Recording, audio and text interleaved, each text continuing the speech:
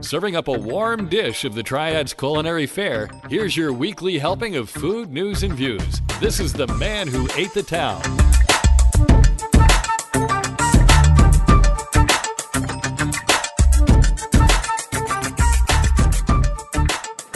Hey folks, and welcome to episode 217 of the Man Who Ate the Town podcast. This is for the week of October 11th through the 17th, 2021. My name's Tim Beeman. And I'm Mike. You cut me off there, Tim. I hit the wrong button. And I'm Michael Hastings. And we are carefully opening the recipe trunk. And Break some veins! yeah. Break some veins! I was looking at the screen and I was putting my finger close to the button so I'd be ready and hit the wrong thing. We were recording this episode of The Man Who Ate the Town in the Lessons Harville Studios in the lab at Industry Hill. In the conversations using Zoom, our sponsor, I'm looking for a sponsor for that actually. So if you're listening to us on favorite podcatchers like Apple Podcast, Stitcher, or Spotify or anything like that, we'd appreciate a like, a follow, and a rating. It would help us tremendously. And if you're listening to us on the Triad Podcast Network, welcome and thank you. This episode of The Man Who Ate the Town is brought to you by Diamondback Grill. It is casual dining located in the heart of Buena Vista in Winston-Salem. Fantastic family-owned farm-to-fork restaurant that sources most of its ingredients from local farmers. They have a new dinner menu. I talk about all the fancy schmancy stuff that they do, but they do simple well as well. So I had the spinach salad on Saturday. Yes, I ate a salad. And it comes with a ton of spinach with blue cheese crumbles, bacon, onions, mushrooms, which I skip, by the way. I'm not a raw mushroom kind of guy. Right. Hard-boiled egg and a warm maple Dijon dressing. And I ate almost everything besides those mushrooms. I don't mind mushrooms when they're sauteed and flavored with something, but I just don't want to go eat tree bark, and that's just not how I do it. I think you're probably in the majority there. Most people prefer them cooked. Yeah. So check out their cocktail menu as well. It's full of seasonal deliciousness right now. Stephanie had it was a caramel apple martini.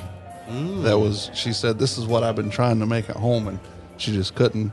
I just had a snifter of Grand Marnier because that's my favorite liqueur. If you want to make reservations, you can go to diamondbackgrill.com, visit them on Facebook or Instagram, or call 336-722-0006. And of course, tell them that I sent you. Everybody's hiring. Get a job. Get a job. Speaking of which, Clemmons Kitchen closed last week due to, staffing issues. They're scheduled to reopen tomorrow, October the 12th. So, hopefully they are able to do that, and hopefully they have staff to help them out. It's rough. We've talked about that several times. Yes. I tell you. Don't go to your restaurant. Call first, because so many restaurants are, they're just closing down on a Tuesday or a Wednesday at the last, and they'll decide the night before. Yeah. So it's tough out there as far as staffing. So call first. Please visit your neighborhood restaurant, but call first. Make sure they're open. The Providence Farm to Fork event is sold out.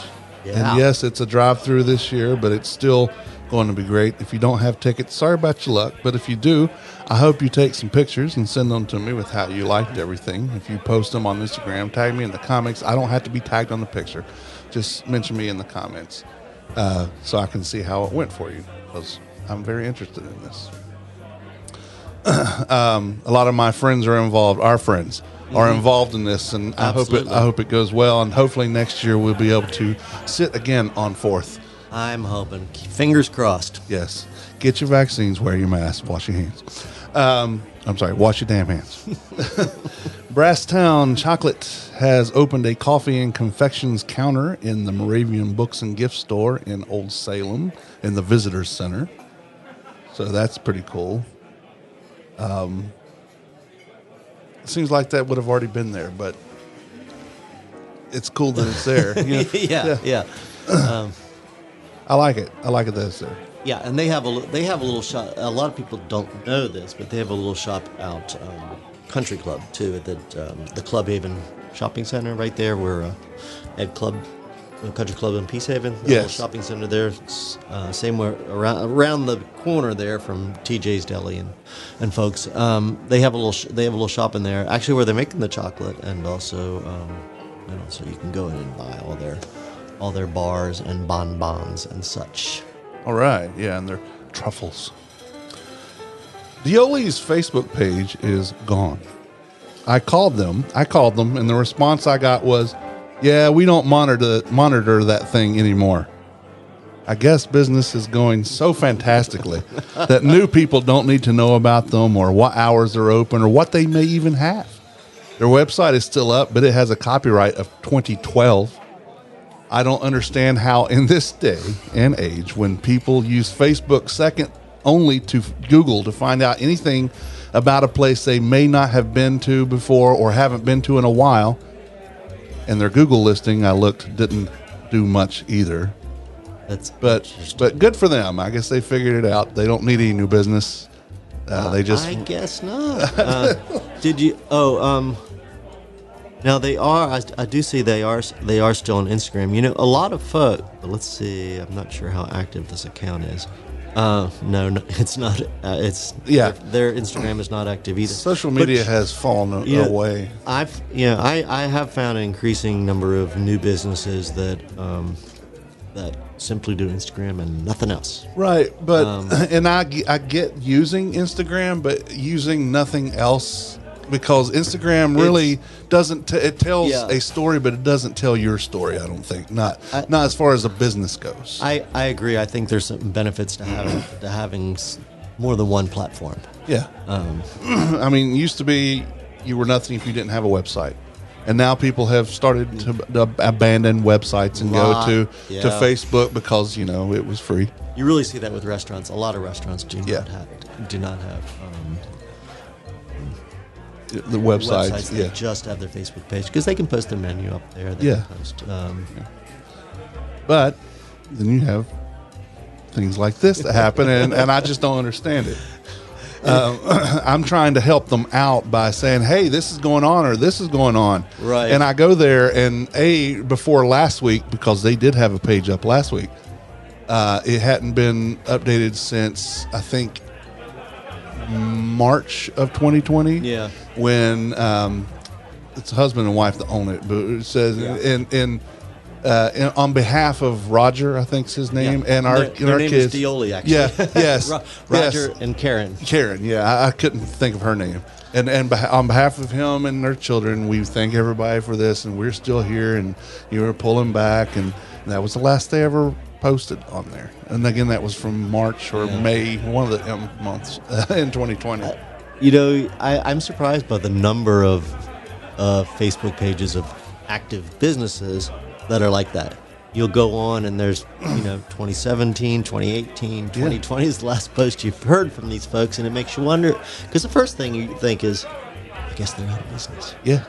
And if nothing else besides just have it there and make sure your business hours are updated, I think that should not be mandated. That's stupid, but it should be in your business plan, and not necessarily the plan that you make money by, but it's good strategy, right? Because it can only help just being there. Yeah, I mean, because a lot of people, if they're looking for you, that's the first place they're going to look. Right. That's what I say. It's only second to Google, and their Google presence is not great either. So,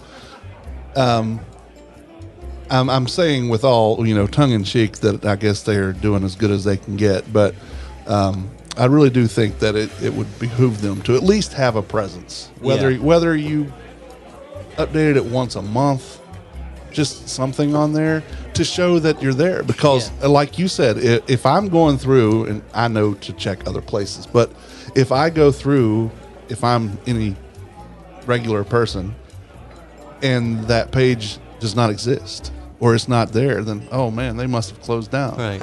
Some people don't think to go to Google to do that or to whatever. It's just a pretty effortless way to make it easy for customers to find you. Right. So It's just being noticed. I mean, the ability to be noticed. Oh, well. Again, good for them. Carrabba's Italian Grill, located at 587 South Stratford Road, is no chain. This is a responsible family of restaurants. Carrabba's and their owner partners take the communities they serve very seriously, and for us, having Daniel Butner as a proprietario, it's pretty cool. October is National Seafood Month, and Carrabba's is celebrating with the Mahi Wolf, topped with artichoke, sun-dried tomatoes, and their basil lemon butter sauce. Or try their calamari, which is served now with both the Ricardo sauce and the marinara sauce. The Spadino di Mare, that you can get with either shrimp or scallops or a combo of both. Salmon saporito and more. Just find out more. To see that, go to carrabbas.com. You can make reservations or you can order online for takeout, and I do believe they still deliver, and they may be on some of the services now too. So carrabbas.com, and they'll, before you can even look at the menu, they'll ask where your location is, so you know you'll get the right one, because unless you just lie to them, they're going to put you at the only one that you can get order from this town. Or if you do as I do, where you type the zip code wrong. Yeah, that happens too. I have been known to do that. I'm not dyslexic, but sometimes numbers do get moved around. City Beverage is holding a tent sale on Saturday the 30th from 9 a.m. to 6 p.m. They say that there will be live music, food, and prizes. There will be beer and wine tastings. So save the date, October 30th, 915 Burke Street. It's always a good time. I've been to that several times. Yeah, they do. They do major inventory cleansing at these tent sales. So there are a lot of good deals. Cases of stuff at Yeah. bargain basement prices. You know, it's really good thing. And you know, Spencer's a cool dude. Mamma Mia Italian Ice will open tomorrow, the 12th of October at 1. This after their founder Nat passed away a couple weeks back. They already knew it was going to be hard, but they are going to do it anyway because they need to be open. But two, you can't heal without moving on. Yeah. And I'm glad to hear that they're gonna continue, because that whole place was Nat's baby. yeah, He's the one who drove up to New York to get the Italian Ice to bring it back down here, and so it was sad to hear about his passing. He was not that old, and, right? But I'm glad to hear they're going to continue. Yeah, it was like when Zito's the owner, died, and Yes. and there was some question about what was going on, and then Victoria picked up the pieces, Yeah. and she's doing okay. Yeah. Her food's still delicious. Yep. And I think they have a good. They had a pretty good client base, Yeah. regular client base to build with. So Yeah. So hopefully everyone will go by Mamma Mia's tomorrow, not at once because they don't want to be overwhelmed, but go through there and, wish them good tidings, and they just need some smiling faces. I think it would help them a lot. They started doing a fun thing during the pandemic too, where they were doing these pizza kits, where they had like the dough and the marinara, and you could do it. I think they started it when restaurant dining rooms were closed, Right. and everyone was getting takeout. So they got these, and obviously they're big fans of New York style pizza, being New Yorkers. And so they, had a little kit there where you could get the marinara, and I think and the dough. Take it home, make your own pizza. It was kind of a fun thing to do when people weren't going out. They didn't have a lot else to do. Yeah. But yeah, and of course I still think they still have the soft pretzels too. Yeah, I think I read on the Facebook page this morning that they still had the pizza stuff. They still had the soft pretzels, and obviously the Italian Ice. So, again, go by and smile at them. Tell them you're thinking of them. Small Batch Beer is hosting a Halloween costume karaoke party on October 22nd. Not Halloween, but close to Halloween, I guess. It's 9 days. There will probably be prizes, and well, that's all you need to know, that there's beer.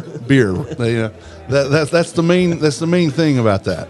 You go Costumed people drinking beer and singing krokioki, which is Japanese for empty orchestra, which is also tone deaf.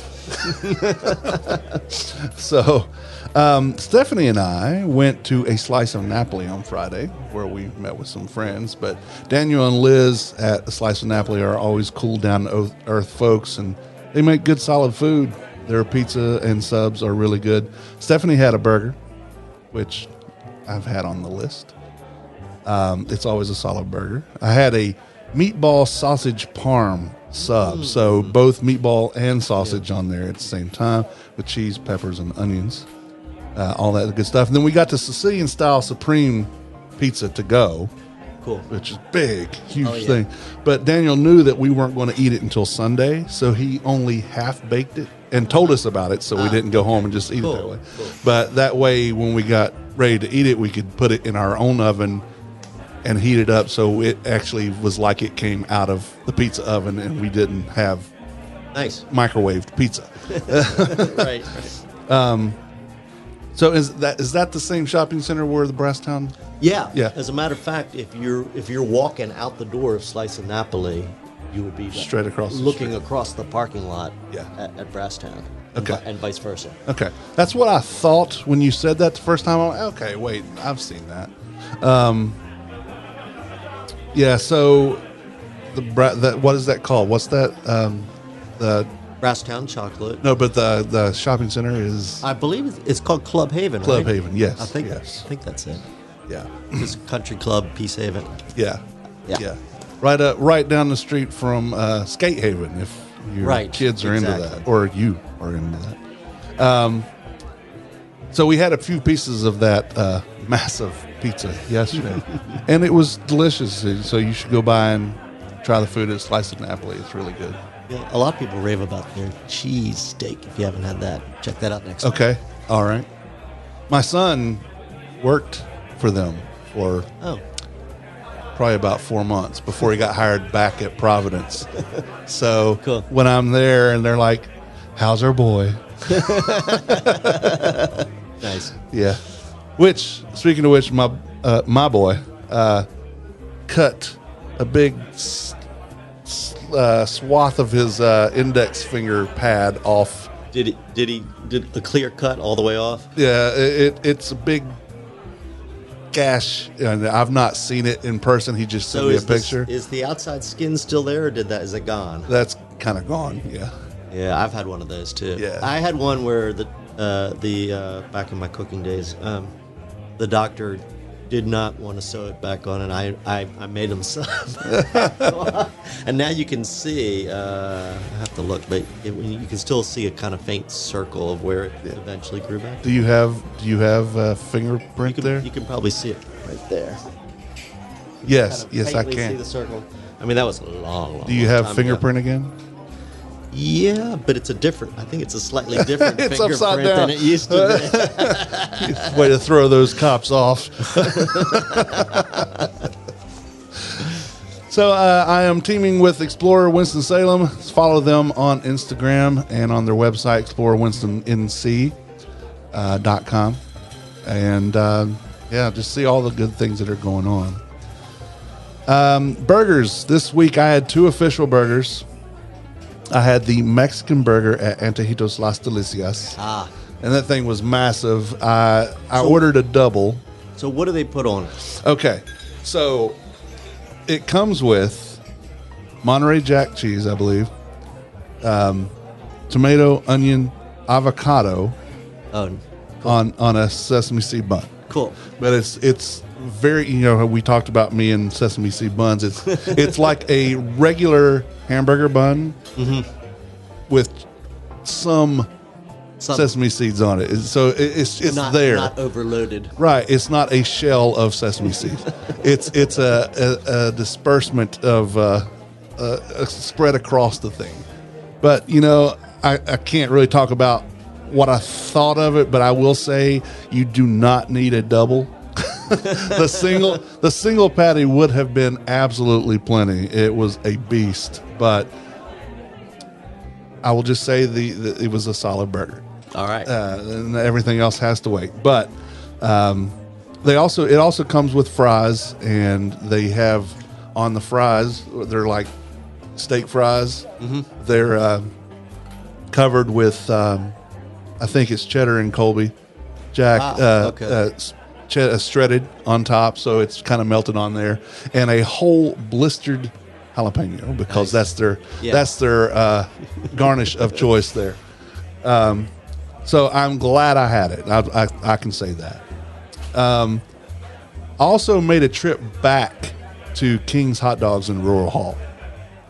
I usually don't do revisits to count on the tour, but the last time we went, it was a long day between Stephanie, Street Team Steven, and myself went to Foothills Grill, whatever it is in King, then to John Brown's Country Store, then to Frank's in Rural Hall, and then to King's. We had 4 burgers that day, and I didn't feel that we gave King's Hot Dogs a fair shake. Okay. So I wanted to go back and try that one, so I did that one on it was Thursday or Friday, and I was glad that I did that. I think it benefited more for me going back than to have it as the last stop on a full day, which I didn't even want it at that point. I'm like, I don't even want to eat this, but we're here. Right. Let's do it. And you know how that goes. You you have to do that often. You definitely get palate fatigue. Yeah, and it was exactly that. Palate fatigue and belly fatigue. I was done. So, food holidays are sponsored by Mojito Latin Soul Food, your go-to Cuban and Latin-inspired restaurant. While the weather is still nice, whether it's not just raining, go sit under the covered patio and have a delicious Cubano sandwich, which, again, I say is my favorite sandwich in all of Winston. Or some delicious ceviche or pork belly, or have a mojito, or all of it. Try all of that. Sounds like a winner to me. Mojito Latin Soul Food does reservations, takeout, and deliveries to the surrounding businesses like Fiddle and Fish, Broad Branch, and Wise Man. Check them out on their Facebook page and MojitoLatinSoulFood.com.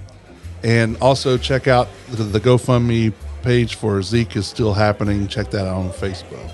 Before we get to the food reference section, or the food holidays and history, what's happening in the paper this week? Well, as you know, I was at the fair last week. Yeah. The big news there was they have beer. Mm-hmm. Oh my God, they have beer. They had a nice beer garden with the folks from Appalachian Mountain Brewery came down and were pouring like 5 drafts plus a cider. Yeah. Hard cider. So that, you weren't walking around the fair with it, right? You had to be in the. It was literally a fenced-in area, but so there was a fenced-in grass area, but they also part of it was tented with picnic tables. Yeah.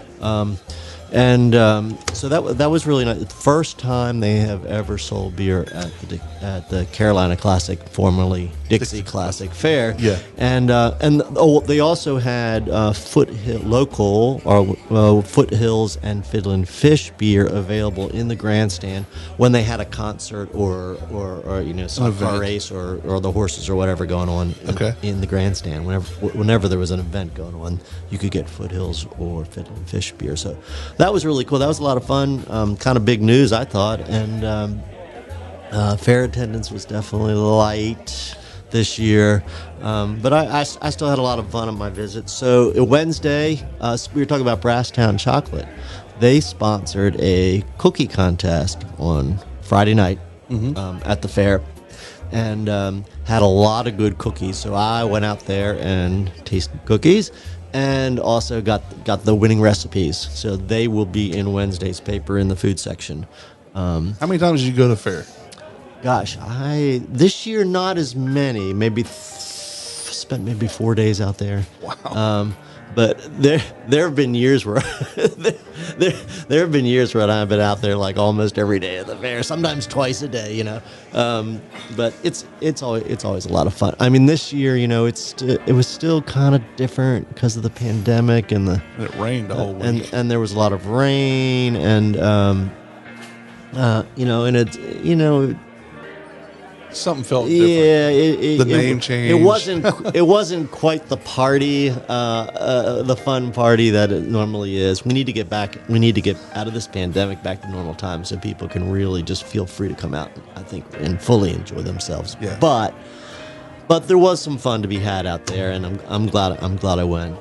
So had a lot of good food as always, and so. Chocolate cookie Brasstown, chocolate cookies all made with our local Winston-Salem Brasstown chocolate recipes in the paper on Wednesday. How lucky are we to have two really good chocolatiers in this time? That's right. For those who don't know, there's also Black Mountain Chocolate, which is now down in Bailey Park, Bailey South. Bailey South. They just moved in. They were on Trade Street, but moved into even bigger, nicer digs. Yeah. In Bailey South. And they make good cocktails there too. Yeah. So Black Mountain is kind of a fun experience because they have a glass window kitchen, so you can kind of see them making the chocolate when you go in there. They have a really nice lounge. And they have drinks you can get and baked. It's not just chocolate, but some baked goods made with the chocolate. And then they got this liquor license, so they do some fun cocktails. And they've done some special events where they'll do like cocktails and chocolate pairing. Yeah, which is just something if you're looking for something different to do when you go out, it's kind of a fun thing to do. So yeah. Yeah, and they're butted up to the back of the coal pit there, so and you can just sit there and watch all the people coming to have their picture taken. they make the staff at Black Mountain makes a lot of jokes and can tell you a lot of stories about all the photographs. People, wedding photographs and engagement photographs and all kinds of Instagram moments happening out there on the coal pit patio. But before they opened that space, and they were, Tira was taking a lot of Instagram pictures of people taking pictures. Pictures. Yeah. Yeah. So that was cool. So she was taking pictures of people taking pictures. Yeah. So it was cool. Yeah. Anything else happening in Wednesday's edition that you need us to know to look forward to? We were talking earlier about a North Carolina, Charlotte-based restaurant chain is finally coming to Winston. Showmars has been in the Charlotte market since the early 80s. Yeah. And anybody who's been who's lived in Charlotte or really just driven around Charlotte is familiar with Showmars. So it started by Greek American. The rest of the menu is pretty much burgers, fried fish plates, sandwiches, but with a little Greek food mixed in. So there's you can get a gyro plate, you can get baklava for dessert, a couple things like that. They have got shakes. So kind of a real family friendly, value oriented place with counter service, but then they bring your food to your table. So finally, it is coming in Winston. We don't have an opening date yet, but they are doing the work. They are renovating the space of the old Tijuana Flats, which is in Hanestown Village, right up there where P.F. Chang's and LA Fitness and the Walmart shopping center or supermarket is. Yeah. They're right off Stratford. So I expect them to probably open in a couple months.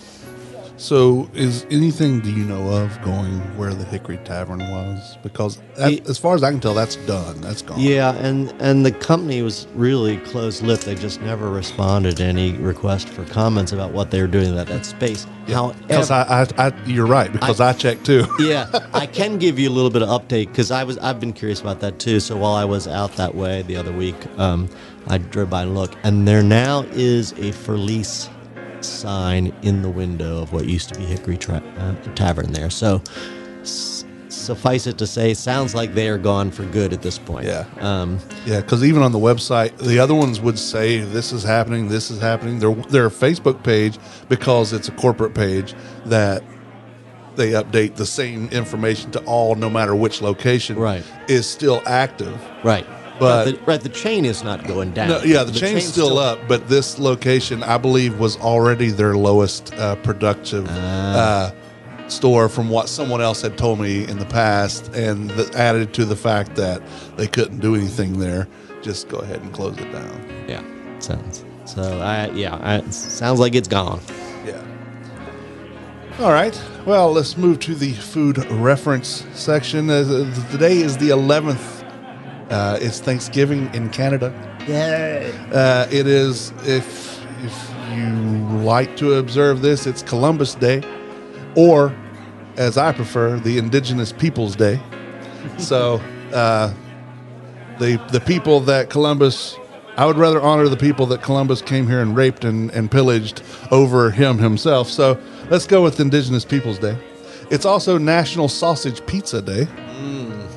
So, you can get that at many places around here. In 1811, the first steam-powered ferry boat began operation between New York City and Hoboken, New Jersey. I guess they needed that, so there it is. In 1887, the first accurate and practical adding machine called a comptometer was patented by Dor Eugene Felt.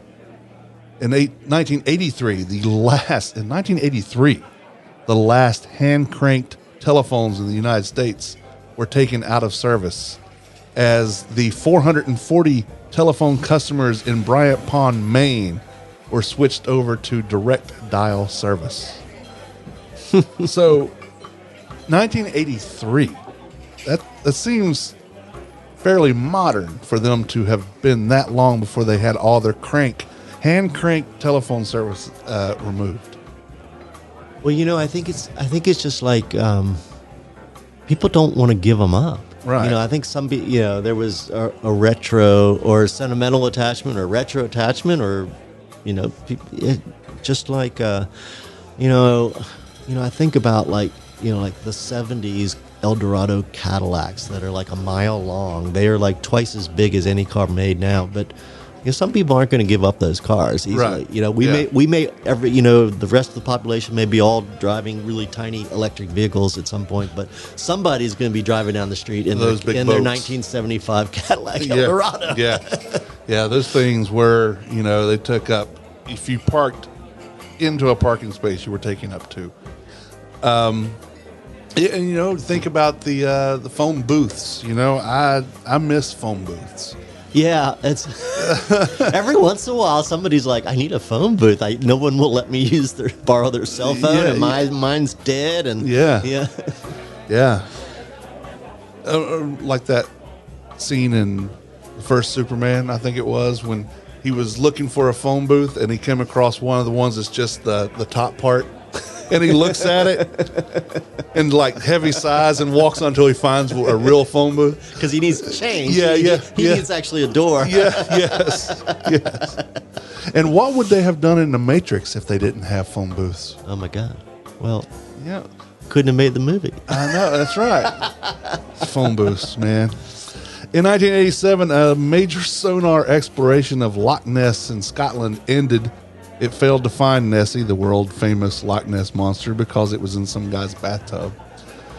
And real quick, I'm going to say, 1977, backing up a little bit, Leah Michelle Beeman Roney Elsie Johnson Skidmore was born. That's my sister. Oh, all right. I named her, and she hates her name. That's a long name. Yeah, she's only been married 4 times. Yeah, so anytime I get the chance to say Leah Michelle Beeman, Roney Elsie Johnson Skidmore, I do say it. I didn't name her all those last things. I just named her the Leah Michelle part, and she hates that. On the 12th, it's National Gumbo Day. Ooh. Yeah. It's National Farmers Day, Old Farmers Day, National Pulled Pork Day. So you can find that in many places around this area. Yeah, This is the area for that. Excuse for not celebrating that one. That's right. There is no part of this town that you can't find some pulled pork. Yep. So you can have it. In 1492, Columbus actually did arrive in the Bahamas on the 12th. So that's the actual day he arrived in the Americas.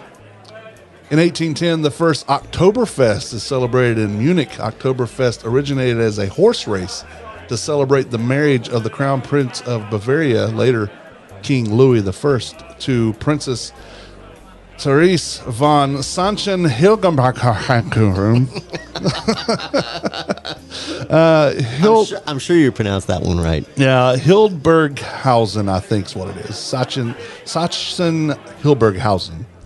Today, it is a 2-week-long festival ending on the first Sunday in October, during which more than 1 million gallons of beer are consumed at the Munich Festival. Now, this past year, the one that was supposed to happen last week and the week before did not happen. They canceled that because of COVID. So it was supposed to happen then, but it didn't. Where did that 1 million gallons of beer go? What do they do with that? Yeah, where do they?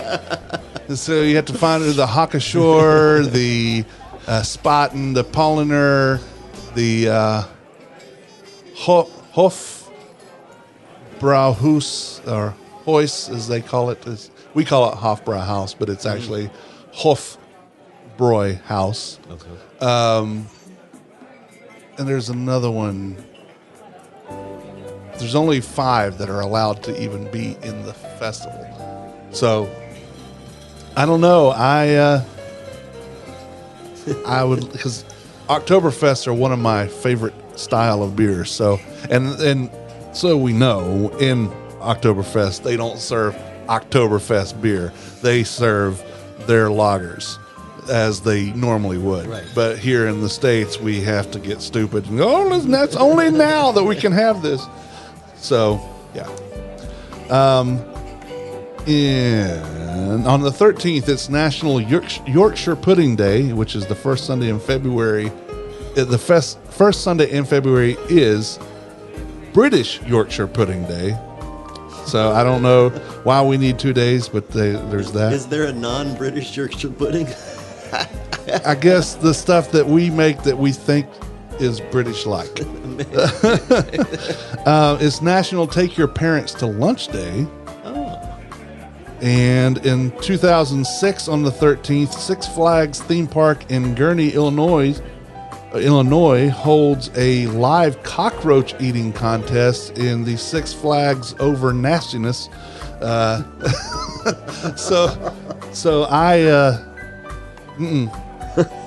I've had chocolate covered things, which we'll talk about here in a second, but I don't want to eat cockroaches.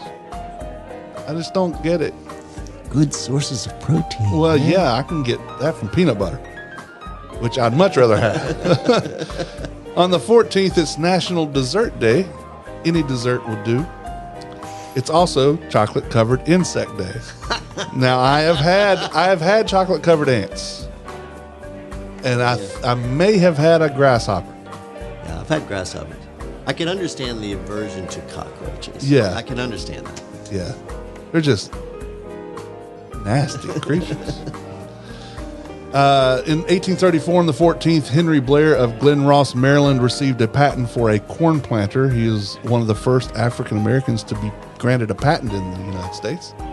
In 1926, Winnie the Pooh by A.A. Milne is published for the first time. It tells about his son, Christopher Robin, and his stuffed animals, the honey-loving Pooh Bear, Eeyore the donkey, Piglet the pig, and Tigger the tiger.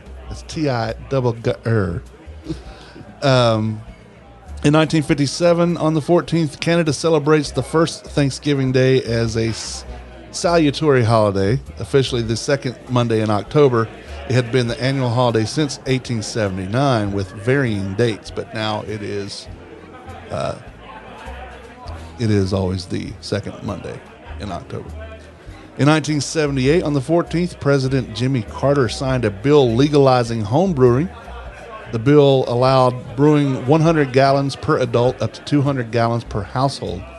However, states could still set their own limits, and I'm glad that most of that is relaxed now, most of it, because the influx of craft breweries in the last 15 years would not be where it was if these people were not making stuff at their house. Absolutely. Because I know that's how they get started. Yeah, Sam at Wise Man, all the recipes they have there, he did homebrew first. Jamie Bartholomew at Foothills, pretty much all those guys started homebrewing. Yeah. Victory, Sam Victory. On the 15th, it's Global Hand Washing Day. Hey, wash your damn hands. It's National Roast Pheasant Day. Have you had roast pheasant? Right after I wash my hands. That's what you do. Wash your hands and eat roast pheasant. And then wash your hands again. Yes. I've had pheasant one time. I am not a hunter per se. I do not do it. I do not like it. My dad is an avid hunter, and he wanted me to go hunting. I was probably 12.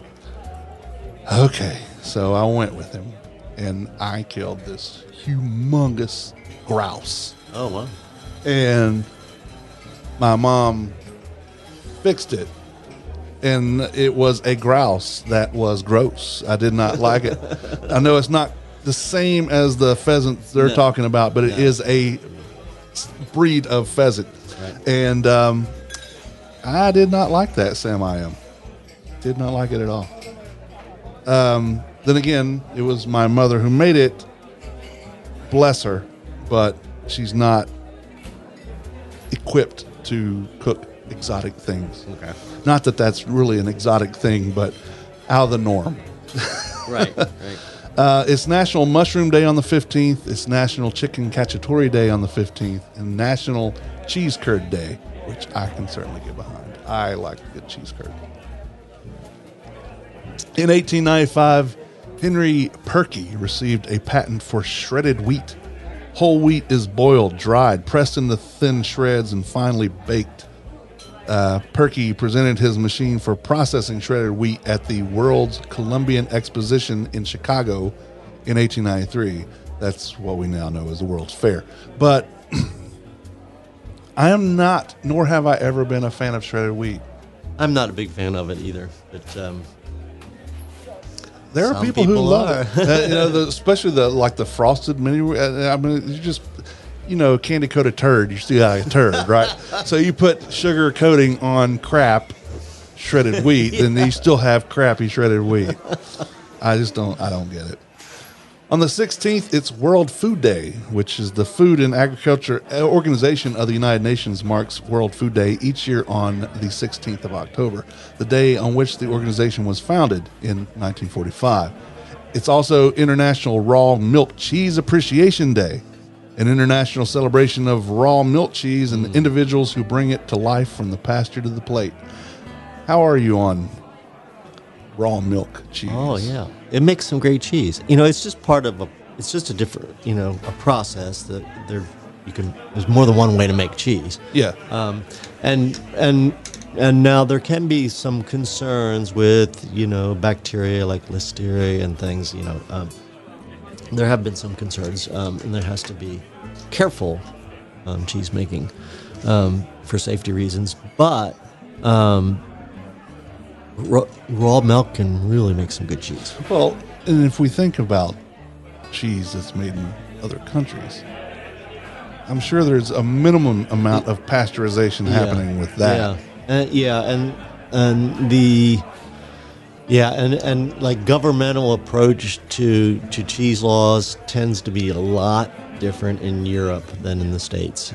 They tend to be a lot more conservative and leery and stricter over here in the States, whereas, in France, where they've been making a lot of these cheeses for centuries, the government knows full well that people aren't getting sick and dying because of these, this or that cheese making method. So, But yeah, there's a lot of good cheese out there. A lot of good raw milk cheese out there for sure.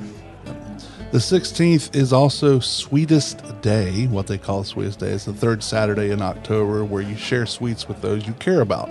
That's primarily done in the Midwest and Northeast of the country, but you know what? We should have that here. We should share sweets with people, with our sweets. It's World Bread Day, and I know you're big into bread. You do your own. You bake your own, right? Yep, I got some fermenting right now. All right. And it's National Liqueur Day. And speaking of the bread thing, you know, one of my best friends is Paul Jones, whose family owned Jones Bakery. He was actually the last one of them. Oh, he actually worked in the business. Cool. Yeah. I'll have to talk to him about that. And he and I've asked several times. I said, let's say I come into some money. What would it take to get you back into the bread business? Because everybody I talk to, you talk to Jimmy Karros at Mr. Barbecue. You talk to a couple of the other restaurants in town, and you mentioned Jones Bakery. He said, oh, God, what I wouldn't do to have their breads back. And Paul says, I don't know. He said, I like not having to get up at 2 o'clock in the morning and all the other stuff. But everybody keeps asking. And I keep asking. He's like, I don't know. I'm kind of happy where I'm at. Doesn't sound likely, but it would be nice to have a bakery like that. Yeah. One that was local, because we have great local bakeries for bread, but not on that scale. Right. Yeah. And not a bakery that's making like your standard white sandwich bread, for instance. Yeah. So yeah, you know, we have a lot of nice artisan places to go for sourdough or specialized breads. Yeah. But Yeah. And hamburger buns that everybody wants, or hot dog buns, and you know I never knew the difference. I never knew anything about Jones Bakery, and I hear all the stories, not from him, but from other people, how good it was. So I hate that I was not aware of him more. Yeah. So it's National Liqueur Day today, or not today, but the 16th. And speaking of liqueur, I rode the Green Ferry a little bit again this weekend, and something about that, it just takes me really quick to wherever I want to go. So I realized one is enough. One is enough. One is enough. All right. In 1793, on the 16th, Marie Antoinette, Queen Consort of Louis XVI of France, was guillotined. She would sometimes wear potato blossoms as a hair decoration. Attributed quote to her, although I'm not sure she really said this: if they have no bread, let them eat cake. I don't think she actually said that. But that's what she's attributed to saying, and one reason that they were out for her head, and got it. In 1829, the Tremont Hotel opened in Boston. It was the first modern hotel in the U.S. with rooms that were only $2 a day with meals included. It was the first hotel with indoor plumbing, with toilets, and rooms for baths in the basement. So the Boston, they have a lot of cool hotel history. I've stayed at the Omni Parker House, which obviously is where the Parker House rolls came from, and the Boston cream pie originated there as well. So cool. And it's just I won't say it's a beautiful hotel. It has beautiful spots, but it's an old hotel, but there's a lot of character. And we really, if we go back to Boston, because we loved Boston, I hate their sports teams, but I love the town. Yeah, and they, in general, I think they preserved a lot of the old buildings in Boston. Oh, they did. And that hotel, we loved every minute of it, and we will certainly stay at that place again when we go back. One odd thing about Boston, which we had this discussion at Culver's the day that we went there, Boston, I think, has 55 Dunkin' Donuts, and you can stand at one and see two or three others. Right. Because their headquarters is in Boston, so it makes sense. But I mean, it makes sense that there's a lot, but I don't know if it makes sense that there's that many. I don't know. But Yeah. I think there's only 3 Starbucks. Which, between the two, I'd rather have Dunkin' than Starbucks. But Yeah, and and all those people eating donuts probably got used to Dunkin' coffee. yeah, And they, I'm guessing, if they grew up drinking Dunkin', they probably prefer it over Starbucks. yeah, absolutely, absolutely. 17th, last of the days this week, National Pasta Day. So there's, and the bad thing is it's a Sunday, so a lot of the places you get pasta might not be open. But Carrabba's has pasta. You get the pasta at Carrabba's, our official Italian grill. On 1814, on the 17th, at a horseshoe brewery in London, the metal bands on a huge beer brewing vat snapped in a tidal wave of 3,555 barrels of porter beer crashed through the brewery walls, destroying several tenements and killing 8 people. God. I mean, if you got to go, death by porter has to be the way to go. Lord. In 1937, on the 17th, Huey, Dewey, and Louie first appeared in a comic strip. So Donald's 3 nephews were born on that day. That's your food, holidays, and history for this week. Special thanks to James Ehler at Food Reference for making us chuckle, roll our eyes, think about if we have to perish, why not do it with good beer, and talking about cheese, because I love cheese. To me, it is nature's perfect food.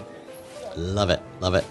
The Man Who Ate the Town podcast is part of the Less Desirables podcast network. Along with this podcast, you can listen to the Less Desirables, the Beer Dads, Fan Interference, Beeswax, Vinyl Daily, Wheeler's Dog, and Asylum Tales from the Devereaux Diaries podcast. You can find all these podcasts and their latest episodes on our network website and directory, tldpodnetwork.com. You'll find anything you need to know right there. If you're listening again on any of the podcatchers, hit the subscribe button.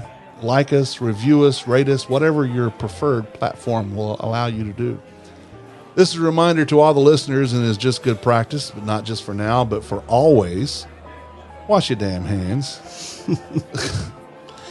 And how long did you wash your hands for, Tim? You wash it for 20 seconds. And how long is 20 seconds? 20 seconds is roughly, if you listen to this.